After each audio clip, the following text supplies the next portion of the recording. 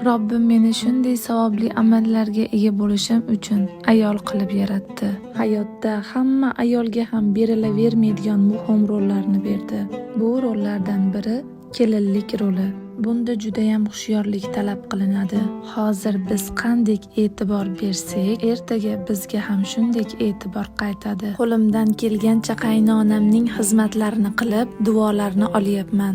Aytadi-yu, yoshlik qisqa, qarilik uzun. Bizning ham bu yoshliklarimiz juda tez o'tib ketadi. Qaynona bilan birga yashab, ularni duosini olishlik hammaga ham nasib qilavermaydi. Agarda sizga nasib qilgan bo'lsa, bundan foydalanib qoling.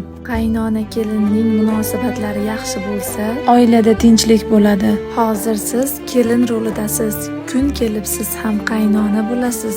Ana o'shanda siz yozgan kitobni keliniz o'qiydi. Siz onangizga qanaqangi mehr, e'tibor berishlarini xohlardingiz? Hammamiz onamizni eng oliy darajaga qo'yamiz.